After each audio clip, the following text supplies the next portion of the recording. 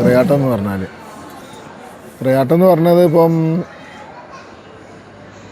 അത് കാവുകളിൽ പൂർവികമായിട്ട് ദേവൻ്റെ കോലങ്ങൾ അല്ലെങ്കിൽ ദേവീദേവന്മാരുടെ കോലങ്ങൾ കെട്ടിയാടി ആ ദേവന്മാരെ സന്തോഷിപ്പിക്കുന്ന ഒരു ചടങ്ങാണത്.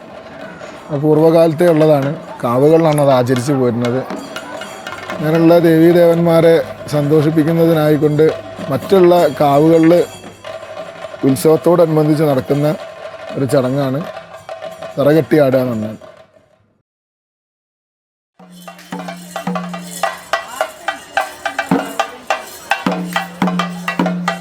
കൊടുങ്ങല്ലൂർ കുടികൊള്ളുന്ന കാളി മഹാകാളി എന്നുള്ള ഒരു സങ്കല്പമുണ്ട്, അല്ലെങ്കിൽ കൊടുങ്കാളി എന്നൊക്കെ പറയും. ആ കൊടുങ്കാളി സങ്കല്പത്തിലാണ് നമ്മൾ ഇന്ന് കാവുകളിലൊക്കെ കെട്ടിയാടിയിട്ടും ആചരിച്ചും കുടിവെച്ച് ആരാധിച്ചും പ്രാർത്ഥിച്ചും പോരുന്നതായിരിക്കുന്ന ആ ഭഗവതി.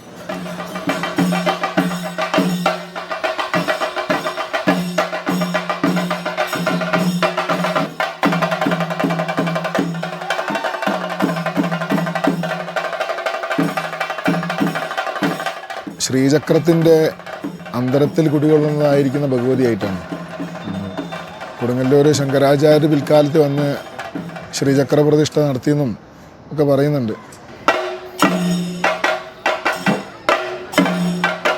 ഏകമായിരിക്കുന്ന ഇന്ത്യയിലുള്ള നമ്മുടെ ഭാരതത്തിലുള്ളതായിരിക്കുന്ന മറ്റ് എല്ലാ സ്ഥലങ്ങളിലും ഉള്ളതായിരിക്കുന്ന ഭഗവതീൻ്റെ സങ്കല്പം തന്നെയാണത്. അത് നമ്മൾ പ്രാദേശികമായിട്ട് കേരളത്തിലേക്ക് വരുമ്പം അതിന് പ്രാദേശികമായിട്ട് ചില വ്യത്യാസങ്ങളൊക്കെ വരുന്നുണ്ട് എന്നുള്ള ആചരണത്തിനൊക്കെ. അതുകൊണ്ടാണ് നമ്മൾ കാവിലൊക്കെ കെട്ടിയാടുന്നതൊക്കെ. ഈ ഭഗവതീൻ്റെ കോലം കെട്ടിയാട് എന്നുള്ള സങ്കല്പമൊക്കെ വരുന്നത് അങ്ങനെയാണ്.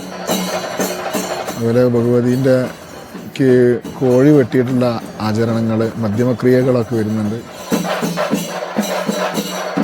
മാത്രമല്ല അതിൻ്റെ ഒരു ഭദ്രകാളീൻ്റെ ഐതിഹ്യം എന്ന് പറഞ്ഞാൽ ദാരികനെ വധിക്കുന്നതായിരിക്കുന്ന ദാരികൻ എന്ന അസുരൻ്റെ ഉപദ്രവം കൊണ്ട് ആണ്, ആ ഉപദ്രവം ഇല്ലാതെയാക്കാൻ വേണ്ടിയിട്ടാണ് ഭദ്രകാളി ഉത്ഭവിക്കുന്നത് ഉണ്ട്.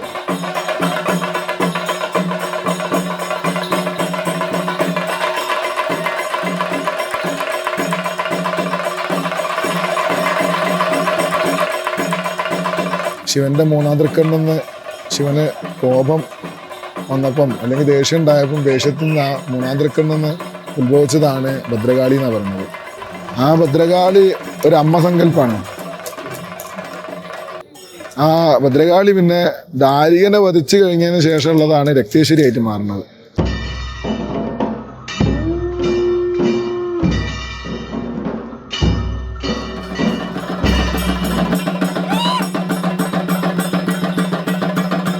ഭദ്രകാളി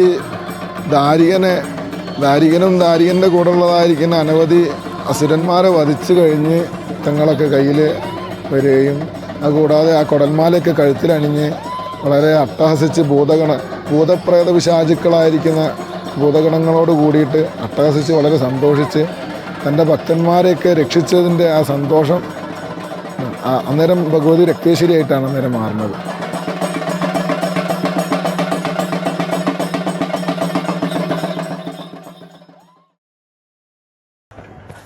തറകെട്ടിയാടുമ്പോൾ ഇപ്പോൾ ഞാൻ സംസാരിക്കുമ്പോൾ തന്നെ ശബ്ദമൊക്കെ പോയിക്കാണ്. പിറ്റേന്നൊരു ക്ഷേത്രത്തിലേക്ക് ഒരു തിരുമുറ്റത്ത് നമുക്ക് ഏതെങ്കിലും കോലം കെട്ടിയാടാൻ ലേശം ബുദ്ധിമുട്ടാവും ഈ ശബ്ദമൊക്കെ പോകുമ്പോൾ. പിന്നെ ശാരീരികമായിട്ടൊക്കെ വളരെ മേലും കൈയൊക്കെ ശരീരവേദനയൊക്കെ ധാരാളം ഉണ്ടാവും.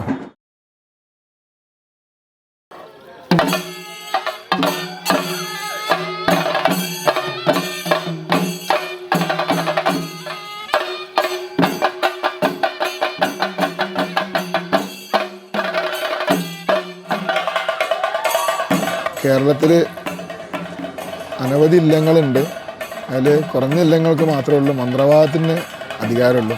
കാട്ടുമാടം, ചാത്തനാട്ട്, പാടേരി, പാതിരിശ്ശേരി, കുത്തില്ലം, ചാത്തനാട്ട്, അങ്ങനെ കുറേ ഉണ്ട്. അതിലൊന്നാണ് കാളകാട്ട്. കാളകാട്ട് ഇല്ലത്താണ് ഈ കരിങ്കുട്ടി ചാത്തൻ്റെ ഉത്ഭവം എന്നാണ് പറയുന്നത്. അവിടെ അന്നുണ്ടായിരുന്ന നമ്പൂതിരിമാർ മന്ത്രവാദം ചെയ്യുന്ന സമയത്ത് ആ ഹോമകുണ്ടത്തിൽ നിന്ന് ഉത്ഭവിച്ചതായിട്ടാണ് പറയുന്നത്.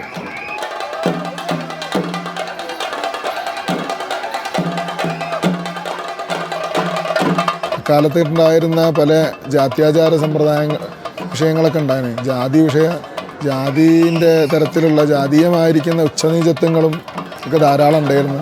പല കാലഘട്ടത്തിൽ ഈശ്വരൻ പലതരത്തിൽ നമ്മളെ രക്ഷിക്കാൻ വന്നിട്ടുണ്ട്. അതുപോലെ തന്നെ കുട്ടിച്ചാത്തൻ അല്ലെങ്കിൽ കരിങ്കുട്ടിച്ചാത്തൻ, കുക്ഷിശാസ്താവ് എന്നൊക്കെ പറയും. ശാസ്താവാണത്. ശാസ്താവ് ലോപിച്ചിട്ടാണ് ചാത്തനായത്.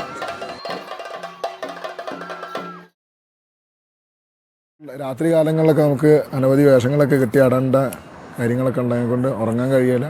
ഇങ്ങനെയാണ് ഉറക്കമില്ലാത്ത കാര്യങ്ങളും. പിന്നെ സമയാസമയങ്ങളിൽ നമ്മൾ വീട്ടിൽ നമ്മൾ നിൽക്കുന്ന സമയത്തുണ്ടാവുന്ന നമുക്ക് സുലഭമായിട്ടുള്ള ഭക്ഷണമൊന്നും കിട്ടിക്കൊള്ളുന്നുണ്ടാവില്ല. ഭക്ഷണം സമയാസമയങ്ങളിലൊന്നും കിട്ടൂല. അപ്പോൾ അതൊക്കെ ഇതിൻ്റെ ഞങ്ങൾക്ക് ഉണ്ടാവുന്ന പല ബുദ്ധിമുട്ടുകളാണ്.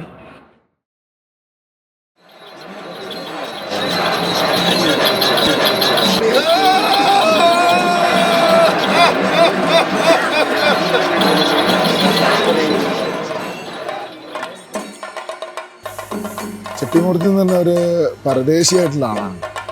നമ്മുടെ കേരളത്തിലുള്ള ആളല്ല. അയാളൊരു പല ദേശങ്ങളിലായി സഞ്ചരിച്ച് ഏതെങ്കിലും ഒരു സ്ഥലത്ത് ഇങ്ങനെ സഞ്ചരിച്ച് ഇങ്ങനെ നടക്കുമ്പം അവിടെ ഏതെങ്കിലുമൊക്കെ ഏതെങ്കിലും ഒരു അത്താണി ഉണ്ടാകുമ്പോൾ അവിടെ നിൽക്കും. അത് കഴിഞ്ഞ് 1-2 ദിവസം അവിടെ നിന്ന് കഴിഞ്ഞ് വേറെ സ്ഥലത്തേക്ക് പോകും. അങ്ങനെ പോകുന്ന ഒരാളായിരുന്നു ചെട്ടിമൂർത്തി എന്ന് പറഞ്ഞൊരു. അതൊരു മൂർത്തിയാണ്, ജീവിച്ചിരുന്ന ആളാണ്.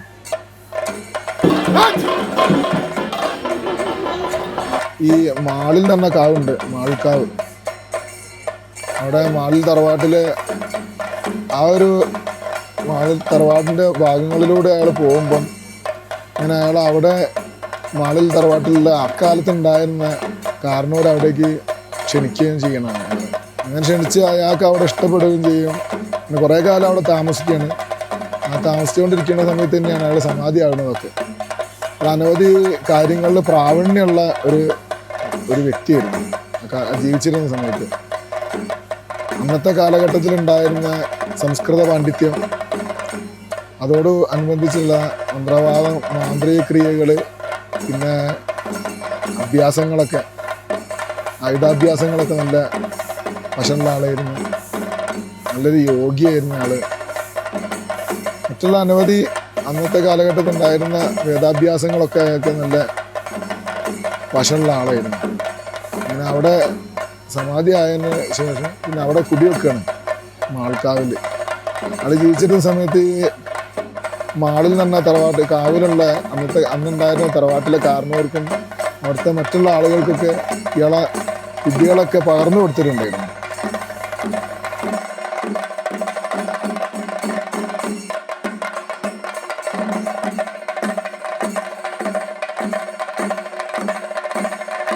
പിൽക്കാലത്ത് അതിൻ്റെ കോലം കെട്ടി ആടേണ്ടി വരികയാണ് ചെയ്തത്. ഈ കണിയാറ് പണിക്കർ വന്ന് പ്രശ്നം വെച്ച നിയമപ്രകാരം പ്രശ്നവശാൽ ആ മൂർത്തിൻ്റെ ഒരു ഉപദ്രവവും ആ മൂർത്തിൻ്റെ സാന്നിധ്യം പൂർണ്ണമായിട്ട് അവിടെ നിന്ന് പോയിട്ടില്ല എന്നും അങ്ങനെ ആ മൂർത്തിയുടെ കോലം അവിടെ കെട്ടിയാടണം എന്നുള്ള അങ്ങനെയാണ് ആ പ്രശ്നത്തിലൊക്കെ കണ്ടത്. അതുപ്രകാരമാണ് ആ മൂർത്തിൻ്റെ കോലം ആ മാൾക്കാവിൽ അന്ന് മുതലാണ് കെട്ടിയാടാൻ തുടങ്ങുന്നത്. റിപ്പോർട്ട് ചെയ്തു പോരുന്നുണ്ട് ചെട്ടിമൂർത്തിൻ്റെ ചരിത്രം.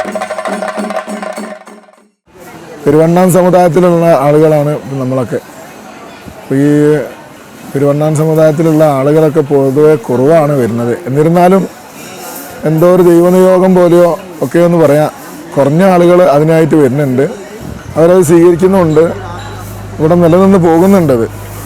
എന്തോ ഒരു സത്യം പോലെ ഇത് നിലനിന്ന് പോകുന്നുണ്ട്. മുമ്പ് കാലത്തെ പോലെ ധാരാളം ആളുകളൊന്നും അതിലേക്ക് വരുന്നില്ലെങ്കിൽ കൂടി കുറഞ്ഞ ആളുകളായിട്ട് ഇത് നിലനിർത്താനായിക്കൊണ്ട് വരുന്നുണ്ട്. ഇങ്ങനെയുള്ള സ്ഥിതി എന്താണെന്നുള്ള അറിയില്ല.